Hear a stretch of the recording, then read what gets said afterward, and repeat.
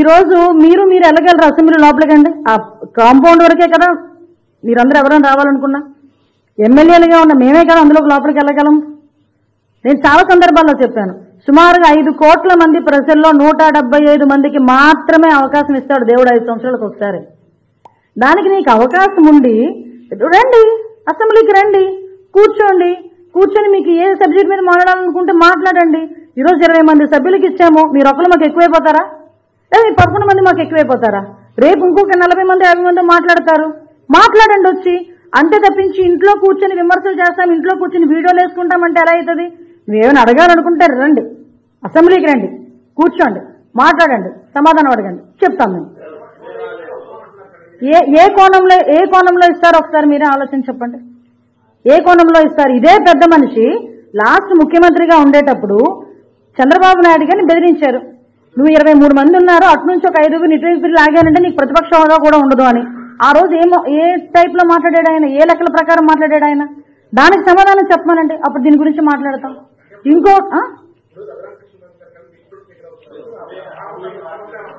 విషయం ఏంటంటే మీరు మానవతా దృక్పథం అన్నారు, మాకు మానవతా దృక్పథం కాదు, యాజ్ పర్ రూల్ 2 బాబోయ్ అంటున్నాం. ఈ మధ్యనే మీకు అర్థమవుతుందో లేదో తెలియదు, నేను ఈ రోజు చూసా, రఘురామకృష్ణరాజు గారు కనుక డిప్యూటీ స్పీకర్ ఇచ్చి, ఆల్రెడీ స్పీకర్ గా అయ్యన్ పాత్ర గారు ఉన్నారు, మళ్ళీ ఇప్పుడు రఘురామకృష్ణరాజు గారు కనుక డిప్యూటీ స్పీకర్ అయిన తర్వాత నిజంగా ప్రతిపక్ష హోదా ఇచ్చినా ఆయన అయితే అసెంబ్లీకి రాడు అని పందాలు కడుతున్నారు. ఎన్ని రూపాయలకో తెలుసా? 11 రూపాయలకి. అంతేనండి, అర్థం చేసుకోండి. లెక్క అర్థం కాలేదా వాళ్ళు? ఎందుకు లెక్క అర్థమవుతుందండి, కొంచెం ఇండెప్త్కి వెళ్తే అన్ని లెక్కలు అర్థం అవుతాయి, అన్ని లెక్కలు తేలుతాయి.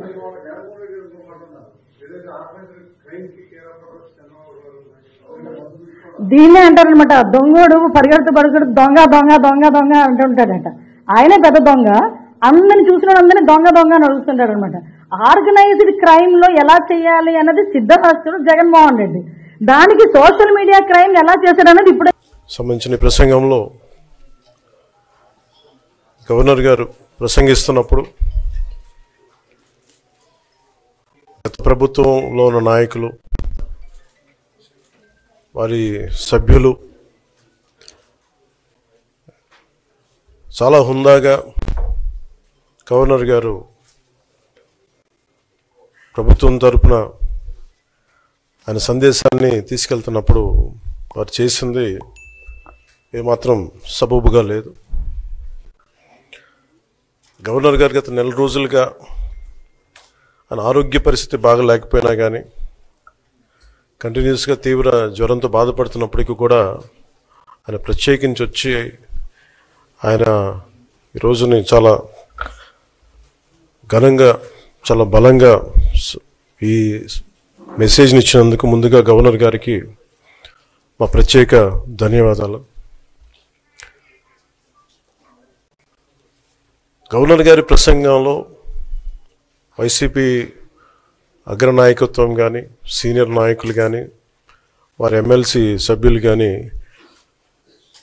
గవర్నర్ గారి ప్రసంగం పత్రులు చించేయడం కానీ, లేదంటే వారు ప్రత్యేకించి డిమాండ్ మాకు ప్రతిపక్ష హోదా ఇవ్వాలి అనేది చాలా బలంగా మాట్లాడుతూ వచ్చారు.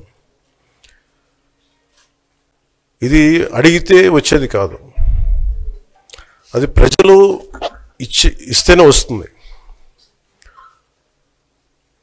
బేసిక్గా ఒకటి హైయెస్ట్ మెజారిటీ ఎవరికి ఉంది వాళ్ళు ప్రభుత్వం ఫామ్ చేస్తారు, వాళ్ళకంటే నెక్స్ట్ స్టేజ్ ఎవరికి ఉంటే వాళ్ళకి ప్రతిపక్ష హోదా ఇస్తారు. అంతేగాని గతంలో మేము ప్రభుత్వాన్ని పరిపాలించాం కాబట్టి మా ప్రతిపక్ష హోదా ఎవరికి ఇవ్వరు. కనీసం జనసేన కంటే కూడా ఒక సీట్ ఎక్కువ ఇచ్చినా కానీ వాళ్ళకి ప్రతిపక్ష హోదా దక్కేది. ఈ రోజున ప్రభుత్వంలో సెకండ్ లార్జెస్ట్ పార్టీ జనసేన. దాన్ని ప్రజల దృష్టికి తీసుకొద్దాం. వైసీపీ నాయకులు వాళ్ళు చేస్తుంది ఏంటంటే మాకు ప్రతిపక్ష హోదా ఇస్తే తప్ప మేము అసెంబ్లీలో అడుగు పెట్టాం, లేదంటే ప్రసంగాల్లో అడ్డుకుంటాం అని. ఇది సరైన మెసేజ్ బయటికి వెళ్దాం, ఇది సరైన విధానం కూడా కాదు.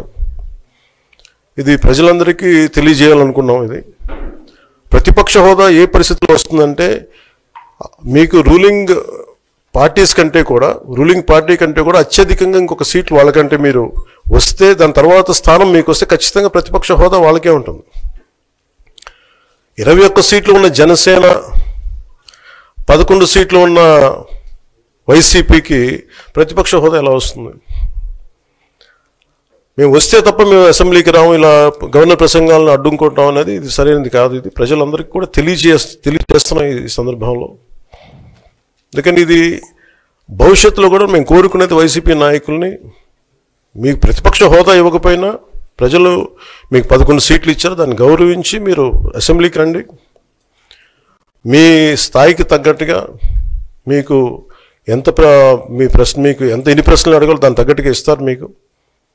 ఇవన్నీ దాటి మన స్పీకర్ గారు కూడా చాలా గౌరవంగా 11 సీట్లు వచ్చినప్పటికీ కూడా చాలా గౌరవంతో ఇంతకాలం వాళ్ళకి ఇస్తూ వచ్చారు.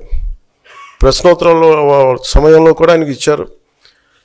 గతంలో కూడా ఇవన్నీ ఆయన రావడానికి కూడా ఆయన ఎలా రావాలి, ఏం చేయాలి, దానికి కూడా చాలా ఏమాత్రం ఇబ్బంది పెట్టకుండా గతంలో కూడా చేశారు. ఫస్ట్ మీరు మనకి గవర్నమెంట్ ఫామ్ అయిన తర్వాత కూడా వీటిని దృష్టిలో పెట్టుకొని వైసీపీ కొంచెం హుందాగా వ్యవహరించాల్సిన అవసరం ఉంది. వైసీపీ నాయకులకు కూడా మీకు బాధ్యత ఉంది. గవర్నర్ గారి ప్రసంగాన్ని మీరు ఆ విధంగా మీరు ప్రశాంతంగా విని దాన్ని వచ్చే జరుగుతున్న సమావేశాల్లో మీరు దాని లోటుపాట్లు మీరు చెప్తే బాగుంటుంది తప్ప ఇలా కూర్చోబెట్టి అరుపులు కేకలు ఇది సమంజసంగా లేదు. అంటే అర్ధాంతరంగా ప్రతిదానికి అసెంబ్లీలోకి రాగానే గొడవ పెట్టుకోవాలి, దేన్నైనా విభేదించాలనేది ఇది చాలా లో లెవెల్ ఆలోచన విధానం, లో లెవెల్ స్ట్రాటజీ. అది ప్లీజ్ మీరు అప్గ్రేడ్ అవ్వండి, మీరు అప్లిఫ్ట్ చేసుకోండి, మీరు కూర్చోబెట్టి డెమోక్రటిక్ ప్రాసెస్ని గౌరవం ఇవ్వండి.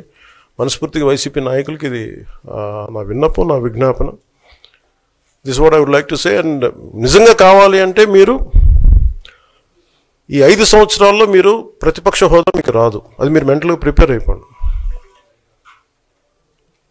11 సీట్లతోటి మీకు ప్రతిపక్ష హోదా ఇవ్వబడదు, రాదు. ఎందుకంటే ఇట్ ఈస్ చంద్రబాబు గారు, గౌరవ ముఖ్యమంత్రి చంద్రబాబు గారు డిసైడ్ చేసేది కాదు, జనసేన డిసైడ్ చేసేది కాదు.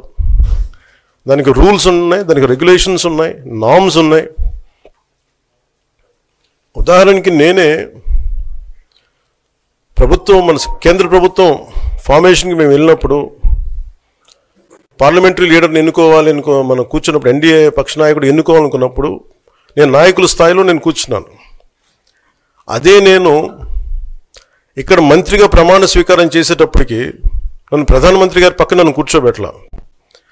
నేను డిప్యూటీ సీఎం అయినప్పటికీ కూడా అది మంత్రి హోదానే కాబట్టి తిరిగి నన్ను మంత్రులందరూ పక్కనే కూర్చోబెట్టారు తప్ప ప్రత్యేకంగా నన్ను అక్కడ కూర్చోబెట్టలేదు. They are very specific rules and regulations నడుస్తాయి. ఉదాహరణకి పొద్దున కూడా స్పీకర్ గారు ఎదురొస్తే నేను అసెంబ్లీలోకి అడుగు పెడతా ఉంటే స్పీకర్ గారు ఎదురొచ్చారు. మనకి వచ్చి ఆయన కూడా ఆయనతో పాటు రండి అని వెళ్తుంటే ముందుకు తీసుకెళ్తుంటే నాకు అనిపించింది, సార్ ఇది డిప్యూటీ సీఎంకి ప్రోటోకాల్ ఉండదు, ఓన్లీ ముఖ్యమంత్రి గారు, స్పీకర్, మనకు కౌన్సిల్లో ఉండే చైర్మన్ ఆయనే మీరు చేయాల్సింది తప్ప ఇది మేము ఉండేది కాదని చెప్పి నేనే వెళ్ళిపోయాను. ఎందుకంటే మేమే ప్రోటోకాల్స్ బ్రేక్ ఎందుకు చేయమంటే మాకు లేని ప్రోటోకాల్ మేము అడగం. లేకపోతే గవర్నర్కి రిప్రజెంట్ చేయొచ్చు, లేకపోతే కేంద్ర ప్రభుత్వానికి వచ్చి చెప్పచ్చు. అట్లా చేయకుండా వాళ్లకు అసౌకర్యం కలిగించే విధంగా లేకపోతే అసెంబ్లీలో మాట్లాడచ్చు. మార్గాలు అనేక ఉన్నాయి రాజకీయ పార్టీలకి. ఆ పార్టీలు అవలంబించే తీరు చాలా ముఖ్యం. వ్యవహారం ఆయన పులి అని చెప్పి ఆయన మాట చెప్తే నేను వెనక్కిపోను అని చెప్పి ఇప్పుడేమో అసెంబ్లీకి వస్తున్నాడంటే 60 రోజులు అసెంబ్లీకి రాకపోతే సభ్యత్వం పోతుందని, పోతే పులివెందలు కూడా గెలవలేమని ఆ భయం పట్టుకుంది. ఇప్పుడు 11 వచ్చినాయి, 1 కూడా వచ్చే పరిస్థితి లేదనే భయం వచ్చింది. అందుకని ఇప్పుడు వస్తున్నాడు.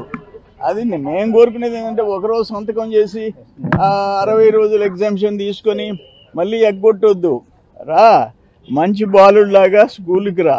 ఇప్పుడు అక్కడ చెప్తున్నావు కదా జైలు కాడ బెయిల్ దగ్గర బట్టలు ఇప్పేస్తాను, ఇది మేము అసలు ఒకటి కోరుతా నేను హోంమంత్రిని, ఆ బట్టలు ఇప్పేసే వాళ్ళకి ఏదైనా ప్రత్యేక చట్టం ఉందేమని. నెల్లూరులో ఒక ఆయన కాకి బట్టలు ఇప్పుతాను, నడి రోడ్డు పట్టపొగలు అన్నాడు. ఈయనేమో ఇక్కడ బట్టలు ఇప్పుతా అన్నాడు, అయితే టైం చెప్పలే, పొగల రాత్రే చెప్పలే. అట్లయిపోయింది రాజకీయ వ్యవస్థ. దురదృష్టం. అది అసలు ఎట్ట వస్తుందని ఫ్లోర్ లీడర్ నువ్వు నువ్వు ఒక ఫ్లోర్ లీడర్వి, ప్రతిపక్ష హోదా ఎట్లొస్తుంది? ఆడొక చట్టం ఉంది. నువ్వేమన్నా స్పెషలా? నువ్వు నీ పర్సనాలిటీ చూసి ఇవ్వాలనా? నాకు అర్థం కాలే. మీరు 18 సీట్లు వచ్చి ఉంటే డెఫినెట్గా ఆటోమేటిక్గా ప్రతిపక్ష హోదా వస్తుంది. లేనప్పుడు నువ్వు ఫ్లోర్ లీడర్వి, ఒక పార్టీకి లీడర్వి, అక్కడ ఎమ్మెల్యేస్కి. అది ఆయన అంత దురాశ పనికిరాదు, చట్టాలకి అతీత. మళ్ళీ ఇంకో మాట, చంద్రబాబు నాయుడు గారికి ఎంత టైం ఇస్తే నాకు అంత టైం ఏంటని నాకు అర్థం కాలే.